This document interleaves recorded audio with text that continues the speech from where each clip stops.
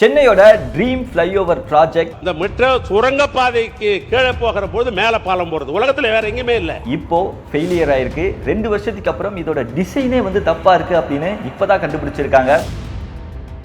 ஏவா வேலு அவர்கள் வந்து இப்போ பெரிய ஒரு சிக்கல்ல மாட்டிக்கிட்டாரு. ஏன்னா 621 கோடி ரூபாய் வந்து இப்போ குப்பையில போயிருக்கு. சைதாப்பேட்ல இருந்து தேனாம்பேட் வரைக்குமே ஒரு 3.2 கிலோமீட்டர் ரொம்ப டிராஃபிக்கா இருக்கு. அப்படிங்கிறதுனால ஒரு பிரிட்ஜ் பிளான் பண்ணி கட்டியிருக்காங்க. நம்ம தமிழ்நாட்டிலேயே ரொம்ப அதிகமா செலவு பண்ணி கட்டின பிரிட்ஜ் என்ன தெரியுமா? அது இந்த பிரிட்ஜ் தான். 1 கிலோமீட்டருக்கே 195 கோடி ரூபாய் வந்து செலவு பண்ணியிருக்காங்க. இப்போ எதனால 2 வருஷத்துக்கு அப்புறம் அந்த ப்ராஜெக்டே தப்பா டிசைன் பண்ணியிருக்காங்க அப்படின்னு இப்போ ஏன் அது தெரிய வந்திருக்கு? எதனால இந்த பிரிட்ஜ் கட்டுறதுக்கு இவ்வளோ செலவாகுது அப்படிங்கிறதான் இந்த வீடியோவில் பார்க்க போகிறோம். வாங்க இந்த மாதிரி டே டு டே இன்ஃபர்மேஷன் தெரிஞ்சுக்க விஜய் வசந்த சப்ஸ்கிரைப் பண்ணிக்கோங்க. சென்னையில் ஒரு இம்பார்ட்டன்ட் ஃப்ளைஓவராக இதை வந்து கட்டிக்கிட்டு இருக்காங்க. வேர்ல்டுலேயே இதுதான் முதல் முறை. இந்த மாதிரி ஒரு பிரிட்ஜை இப்படி ஒரு ஐடியாவில் இப்படி பிளான் பண்ணி யாராலையுமே வந்து கட்ட முடியாது. அதுவும் நம்ம தமிழ் இன்ஜினியர்ஸ் வந்து பெரிய ஒரு சாதனை படைச்சிருக்காங்க அப்படின்னு ஏவா வேலு வந்து அசம்பிளியில் புகழ்ந்து தள்ளினார் இல்லையா ஒரு ப்ராஜெக்டை பற்றி.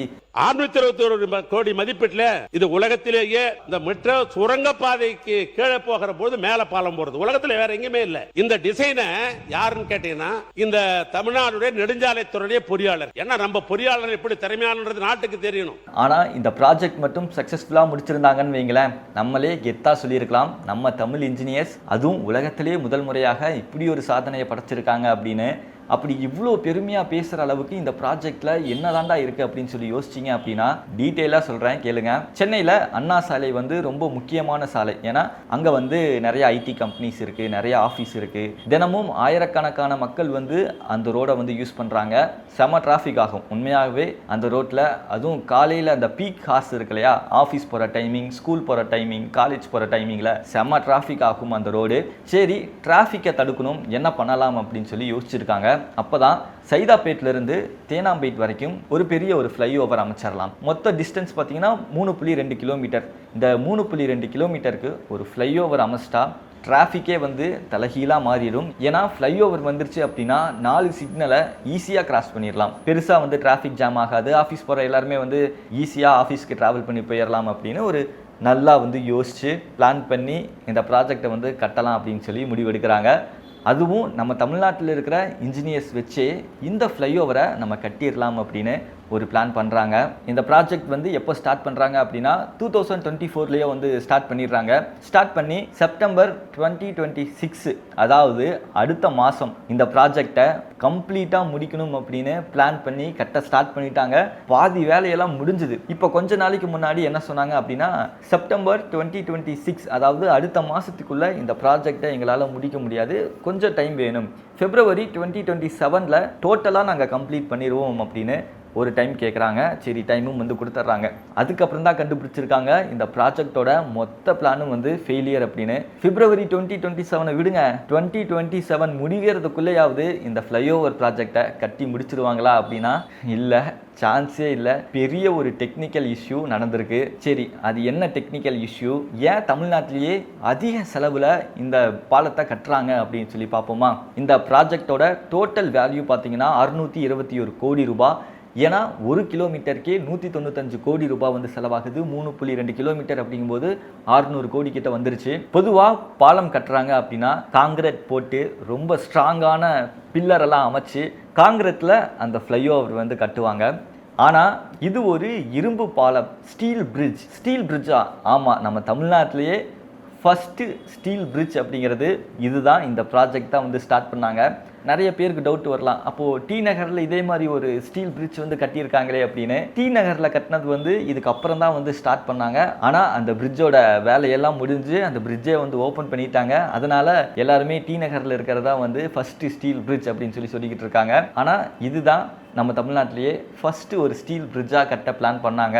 சரி, இது ஏன் வந்து இரும்பு பாலமாக ஸ்டீலில் கட்டுறாங்க அப்படின்னு சொல்லி யோசிச்சிங்க அப்படின்னா இதுக்கு பின்னாடி இருக்கிற பெரிய ஒரு சேலஞ்ச் என்ன தெரியுமா? அடியில் அண்டர் கிரவுண்டில் மெட்ரோ ட்ரெயின் வந்து போய்கிட்டு இருக்கு. மெட்ரோ ட்ரெயின் போகிறதுனால பெரிய பெரிய பில்லர்ஸ், அதாவது காங்கிரீட் பில்லர்ஸ் எல்லாம் வந்து நம்மளால் அமைக்க முடியாது. அப்படி அமைச்சா அடியில் அண்டர் கிரவுண்டில் போய்கிட்டு இருக்க மெட்ரோ ட்ரெயினுக்கு பெரிய ஒரு சிக்கல் வரும், பெரிய ஒரு ஆபத்து வரும். அப்போது என்ன பண்ணலான்னு யோசிக்கும் போது தான் இந்த ஸ்டீல் பில்லரை நம்ம அமைச்சிடலான்னு அப்படின்னு முடிவு பண்ணி அண்டர் கிரவுண்டில் போட்டிருக்க மெட்ரோ டனலை ஃபவுண்டேஷனாக யூஸ் பண்ணி ஸ்டீல் பில்லர் வந்து வச்சுருக்காங்க. இவங்க எல்லாரும் என்ன பிளான் பண்ணியிருக்காங்க அப்படின்னா, மெட்ரோ லைனோட ஃபவுண்டேஷன் அலைன்மெண்ட் இருக்கும் இல்லையா, அது எல்லாமே ஸ்ட்ரெயிட் லைனாக தான் வந்து இருக்கும். அதனால் அதுக்கு எக்ஸாக்டாக அதுக்கு மேலேயே நம்ம வந்து ஒரு இரும்பு பில்லரை அமைச்சிட்டா பிளான் சக்ஸஸ் அப்படின்னு ஒரு முடிவு எடுத்திருக்காங்க. ஆனால் அன்ஃபார்ச்சுனேட்லி மெட்ரோவோட அந்த ஃபவுண்டேஷன் அலைன்மெண்ட் லைன் இருக்கு இல்லையா, அது வந்து ஸ்ட்ரெயிட்டாக வந்து இல்லை, வளைஞ்சு போயிருக்கு. அது வளைஞ்சு போகுது அப்படிங்கிறத தெரியாமையே பில்லர் வந்து அமைச்சிட்டாங்க. மெட்ரோ அண்டர் கிரவுண்டில் போகுது, அது வளைஞ்சு போகிறதுக்கு நிறையா காரணம்லாம் இருக்கலாம். ஆனால் இவங்க அது கரெக்டாக பிளான் பண்ணியிருக்கோம் இல்லையா, இவங்களாம் வந்து அது நேரோ லைனாக தான் இருக்கும் அப்படின்னு சொல்லி நினச்சிக்கிட்டு இவங்க வந்து பில்லரை கட்ட ஸ்டார்ட் பண்ணிட்டாங்க. ஸோ இப்போ என்ன பண்ணுறதுனே தெரியாமல், அதாவது நந்தனம் வரைக்கும் போட்டாங்க, பாதி கிலோமீட்டர் வரைக்கும் போட்டுட்டு என்ன பண்ணுறதுனே தெரியாமல் இப்போ குழம்பு போய் முழிச்சுக்கிட்டு இருக்காங்க. இப்போ ஆல்ரெடி பார்த்தீங்கன்னா 80 பில்லர் கிட்ட வச்சுட்டாங்க. அது மட்டும் இல்லாமல் 50 ஸ்பேன் கிட்ட வந்து போட்டாச்சு. ஸ்பேன் அப்படின்னா பில்லரெல்லாம் வச்சதுக்கப்புறம் மேலே கொண்டு வந்து வைப்பாங்க இல்லையா, அதுக்கு பேர் தான் வந்து ஸ்பேன். அந்த ஸ்பேன் வச்சதுக்கப்புறம் அது மேலே வந்து ரோடு போடுவாங்க. அந்த ஸ்பேனுமே பார்த்தீங்கன்னா ரெடிமேடாக வேற ஒரு இடத்துல டிசைன் பண்ணி அதை அப்படியே கொண்டு வந்து மேலே ஃபிட் பண்ணி வச்சுருவாங்க. இப்போது ஆல்ரெடி இவங்க கணக்கு தப்பாக போட்டு தான் அந்த பில்லரே வந்து வச்சுருக்காங்க. அது தெரியாமல் அந்த ஸ்பேன் எல்லாம் வேறு இப்போ ரெடி பண்ணிட்டாங்க. இப்போ அந்த ஸ்பேன் எல்லாம் வந்து எடுத்து வச்சுருக்காங்க, எதுவுமே வந்து ஃபிட் ஆகலை.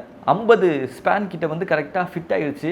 இதுக்கப்புறம் எங்கடா ஃபிட்டே ஆகலையே அப்படின்னு சொல்லி அதுக்கப்புறம் தான் ஒரு குழப்பமே வந்திருக்கு. திரும்ப ப்ராஜெக்ட் எல்லாம் எடுத்து பார்த்துருக்காங்க. ஐயோ இது நேராகவே போகலையே, இது எங்கேயோ வளைஞ்செல்லாம் போகுதே அப்படின்னு சொல்லிட்டு தான் வந்து அப்புறம் கண்டுபிடிச்சிருக்காங்க. சரி, அந்த ஸ்பேன் தான் ஃபிட் ஆகலை, அந்த ப்ராஜெக்டே ஃபெயிலியர் ஆயிடுச்சு. இப்போ அந்த 2 பில்லர்ஸ்க்கும் ஏற்ற மாதிரி ஸ்பேனை கொஞ்சம் வளைஞ்ச மாதிரி டிசைன் பண்ணி வச்சுட்டா கரெக்டாக ஃபிக்ஸ் ஆயிரும் இல்லையா, அப்போ இந்த ப்ராஜெக்ட் வந்து ஃபெயிலியர் ஆகாமல் ஈஸியாக முடிச்சிடலாமே அப்படின்னு தானே எல்லாரும் யோசிக்கிறீங்க. ஆனால் அதுதான் கிடையாது. பில்லரோட அலைன்மெண்ட் வந்து ஸ்ட்ரெயிட் லைன்ல இல்லை. அதாவது கீழே ரோடு போகுது இல்லையா, ஒரு 30 அடி ரோடுன்னு வச்சுக்கோங்களேன். இந்த பக்கம் 15 அடி, இந்த பக்கம் 15 அடி இருக்கும். எப்பவுமே வந்து சென்டரில் தான் வந்து பில்லர் வச்சுருப்பாங்க. இப்போது அந்த பில்லர் வச்சதுக்கப்புறம் அளந்து பார்த்துருக்காங்க, இந்த பக்கம் 15 அடி வருதா, இந்த பக்கம் 15 அடி கரெக்டாக வருதா அப்படின்னு. அது கரெக்டாகவே வரல. இந்த பக்கம் 10 அடியாகவும் இந்த பக்கம் 20 அடியாகவும் இருந்திருக்கு. கொஞ்சம் தூரம் தள்ளி போனதுக்கப்புறம் இந்த பக்கம் வந்து ஒரு 13 அடி, இந்த பக்கம் ஒரு 17 அடியாக வந்து இருந்திருக்கு. இப்படி தான் அலைன்மெண்ட்டே வந்து மாறி இருக்கு, சென்டராக கிடையாது. இப்போ எதுவுமே பண்ண முடியாத ஒரு சிச்சுவேஷன் ஆயிடுச்சு. இப்போ அதையும் மீறி அங்கே வந்து பில்லர் அமைச்சு ஃப்ளைஓவர் கட்ட ஆரம்பித்தாங்க அப்படின்னா கீழே வண்டி எதுவுமே வந்து போக முடியாது. இப்போது இவ்வளோ தூரம் எடுத்துகிட்டு வந்து இப்போது திடீர்னு பிளான் பண்ண மாதிரி மிச்சம் இருக்கிற டிஸ்டன்ஸை கவர் பண்ண முடியாது அப்படின்னு இப்போது அந்த பாலமோட ப்ராஜெக்டே அந்தரத்தில் தொங்கிக்கிட்டு இருக்கு. சரி, இவ்வளோ தூரம் வந்து நம்ம பாதி வேலை முடிஞ்சிருச்சு, சரி என்ன பண்ணலாம், இதுக்கப்புறம் வந்து இந்த ப்ராஜெக்டை அப்படியே வந்து விட முடியாது. ஏன்னா 621 கோடி ரூபாய் வந்து அப்படியே வேஸ்ட் ஆகிடும். அதனால் இன்னும் கொஞ்சம் எக்ஸ்ட்ரா செலவானாலும் பரவாயில்ல, இந்த ப்ராஜெக்டை கம்ப்ளீட்டாக முடிச்சிடலாம் அப்படின்னு இப்போது வேற பிளான் போட ஸ்டார்ட் பண்ணியிருக்காங்க. இப்போது அடுத்த பிளான் என்ன பண்ண போறாங்க அப்படின்னு சொல்லி கேட்டீங்கன்னா, இப்போ சென்டர்ல பில்லர் போட்டிருக்காங்க இல்லையா, அந்த பில்லருக்கு அப்படியே ஆப்போசிட்ல ரோடோட இந்த பக்கத்துலையும் இந்த பக்கத்துலையும் ஒரு பில்லர் அமைக்க போறாங்க. பில்லர் அமைச்சு மேலே ஸ்பேன் வச்சிடலாம் அப்படின்னு இப்போ அந்த டிசைனோட பிளானை மாற்றிருக்காங்க. இப்படி பண்ணுறது தான் ஒரே வழி, வேற ஆப்ஷனே வந்து கிடையாது. ஆனால் 2027 பிப்ரவரிக்குள்ளே இந்த ப்ராஜெக்டை முடிக்க முடியாது. 2027 எண்டுக்குள்ளேயாவது நாங்கள் முடிக்க ட்ரை பண்ணுறோம் அப்படின்னு சொல்லியிருக்காங்க. ஆனால் இப்போ ஏவா வேலு வந்து பெரிய ஒரு சிக்கலில் வந்து மாட்ட போறாரு. ஏவா வேலு விடுங்க, இன்னும் நிறைய அதிகாரிகள் மாட்ட போறாங்க. எதனால அப்படின்னா, போன டிஎம்கே ஆட்சியில நெடுஞ்சாலைத்துறையோட அமைச்சரா இருந்தவர் தான் ஏவா வேலு. 2 நாளைக்கு முன்னாடி கூட அசம்பிளில இந்த ப்ராஜெக்ட் பத்தி அவ்வளவு பெருமையா புகழ்ந்து பேசினாரு. உலகத்திலேயே இதுதான் வந்து முதல் முறை இப்படி வந்து நாங்க பண்றோம், அதுவும் ஸ்டீல்ல ஒரு பில்லர் அமைச்சு ஒரு பிரிட்ஜ் கட்டுறோம் அப்படின்னு எல்லாம் வந்து பெருமையா பேசினாரு. இப்போ இப்படி ஒரு தப்பு நடந்திருக்கு. அந்த பிளானை ஒழுங்கா பார்க்காம அவர் எப்படி அப்ரூவல் கொடுத்தாரு அப்படின்னு ஏவா வேலுவை இப்போ எல்லாரும் திட்ட ஆரம்பிச்சிட்டாங்க. அப்புறம் மெட்ரோவில் இருக்கிற அதிகாரிகள் வந்து மாட்ட போகிறாங்க. 2023, அதாவது 2024 இந்த ப்ராஜெக்ட் ஸ்டார்ட் பண்ணுறாங்க. 2023 எங்ககிட்ட இப்படி ஒரு பிளான் இருக்குது அப்படின்னு மெட்ரோ கிட்ட கொண்டு போய் காமிச்சிருக்காங்க. ஏன்னா அடியில் வந்து அண்டர் கிரவுண்ட் போகுது, மெட்ரோவோட டனல் ஃபவுண்டேஷனில் தான் இவங்க பில்லரே வந்து அமைக்க போகிறாங்க. அப்படிங்கிறதுனால மெட்ரோக்கு எந்தவித ப்ராப்ளமும் வராதில்லை அப்படின்னு சொல்லி அவங்க கிட்டையும் ஒரு கன்சர்ன் வாங்கணும். அவங்க கிட்டேயும் போய் கேட்கணும் அப்படிங்கிறதுனால அவங்க கிட்டேயும் போய் கேட்டிருக்காங்க. அவங்களும் பிளான் பக்காவா சூப்பராக இருக்குது, நீங்கள் தாராளமாக பில்லர் அமைக்கலாம் அப்படின்னு அவங்களும் அப்ரூவல் கொடுத்துருக்காங்க. அந்த ப்ராஜெக்டை டீட்டெயிலாக செக் பண்ணி பார்க்காமையே. இப்போது எதனால அவங்க டீட்டெயிலாக அந்த ப்ராஜெக்டை செக் பண்ணி பார்க்கல? அவங்க தான் நாங்கள் ஸ்ட்ரெயிட் லைனில் பில்லர் அமைக்க போகிறோம்னு சொல்லியிருக்காங்களே, அப்போவே நீங்கள் சொல்லியிருக்கணுமே மெட்ரோ வந்து ஸ்ட்ரெயிட் லைனாக இல்லை, வளைஞ்சு வளைஞ்சு தான் போகுது அப்படின்னு. அவங்க அந்த ப்ராஜெக்டோட ரிப்போர்ட்டை டீட்டெயிலாக படிக்காமல் அப்ரூவல் கொடுத்தது தான் இதுக்கு மிகப்பெரிய ஒரு பிரச்சனையாகவும் இப்போ மாறி இருக்கு. இப்போது இந்த ப்ராஜெக்டை எடுத்து பண்ணிக்கிட்டு இருக்கிறது ஜெயக்குமார் அப்படின்னு நினைக்கிறேன். அவங்களோட இன்ஜினியரிங் டீம் தான் வந்து இதை எடுத்து பண்ணிக்கிட்டு இருக்காங்க. அவங்க ஏன் ப்ராப்பராக இதை பிளான் பண்ணலை? இப்போது அவங்களும் வந்து இப்போ சிக்கலில் மாட்டிக்கிட்டாங்க.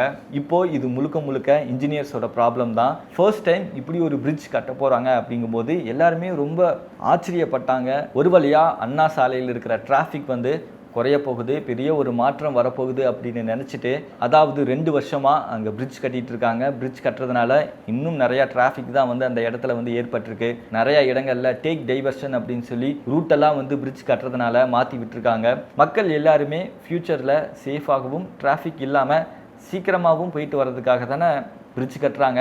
பரவாயில்ல, இன்றைக்கி டேக் டைவர்ஷன் அப்படின்னு சொல்லி எல்லாம் ரூட்டை மாற்றி விடுறாங்க, நம்ம அட்ஜஸ்ட் பண்ணிக்கலாம் அப்படின்னு சொல்லி மக்கள் எல்லாரும் வந்து ஒரு 2 வருஷமாக இதுக்காக வந்து ஒத்துழைச்சிருக்காங்க இல்லையா? இப்போது அதுவும் வந்து வேஸ்ட்டு தானே. ஸோ இப்போ வந்து ஒரு அல்டர்னேட்டிவ் பிளான் யோசிச்சிருக்காங்க. சென்ட்ரலில் ஒரு பில்லர், அதுக்கு அப்படியே 2 சைட்லேயும் வந்து ஒரு பில்லர் அமைச்சு இந்த ஃப்ளைஓவர் வந்து கரெக்டாக கட்டி முடிச்சிடலாம் அப்படின்னு சொல்லிட்டு, ஸோ இதுக்கு அப்ரூவல் கொடுத்து இப்போ ஸ்டாப் ஆகிருக்க அந்த வேலை வந்து சீக்கிரம் ஸ்டார்ட் ஆக போகுதா, இல்லை வேறு ஏதாவது டிசைன் பண்ணி அந்த ஃப்ளைஓவரை கட்டி முடிக்க போகிறாங்களா, இல்லை டோட்டலாகவே இந்த ப்ராஜெக்டை ட்ராப் பண்ண போகிறாங்களா அப்படின்னு சொல்லி தெரியலை. ஏன்னா நந்தனம் வரைக்கும் கரெக்டாக தான் இருக்குது. அதனால் நந்தனம் டு சைதாப்பேட் வரைக்குமே இந்த ஃப்ளைஓவர் இருக்கட்டும், இதுக்கப்புறம் வந்து வேணாம் அப்படின்னு சொல்லி முடிவெடுத்தாலும் எடுக்கலாம் அப்படின்னு சொல்கிறாங்க. ஸோ வெயிட் பண்ணி பார்க்கலாம் என்ன நடக்க போகுது அப்படின்னு. இது வந்து கவர்மெண்ட்டுக்கு பெரிய ஒரு நஷ்டம் தான். ஏன்னா 621 கோடி தான் வந்து சொல்லியிருந்தாங்க. இப்போது வேற ஒரு பிளான் பண்ணுறாங்க, வேற ஒரு டிசைன் கொண்டு வராங்க அப்படின்னா இன்னும் டைம் எக்ஸ்டெண்ட் ஆகும், இன்னும் கொஞ்சம் அதிகமாக பட்ஜெட் வந்து செலவாகும் இல்லையா? இது கவர்மெண்ட்டுக்கு நஷ்டம் தான். இப்படி கவர்மெண்ட்டுக்கு நஷ்டம் ஏற்படுத்தி கொடுத்த அப்போது நெடுஞ்சாலைத்துறையோட அமைச்சராக இருந்த ஏவா வேலு மீது ஆக்ஷன் எடுப்பாங்களா? ப்ராப்பராக செக் பண்ணாமல் அப்ரூவல் கொடுத்த மெட்ரோ அதிகாரிகள் மீது ஆக்ஷன் எடுப்பாங்களா? அந்த இன்ஜினியர்ஸ் மீது வந்து ஆக்ஷன் எடுப்பாங்களா அப்படின்னு சொல்லி வெயிட் பண்ணி தான் பார்க்கணும். இந்த மாதிரி டே டு டே இன்ஃபர்மேஷன் தெரிஞ்சுக்க விஜய் வசந்த சப்ஸ்கிரைப்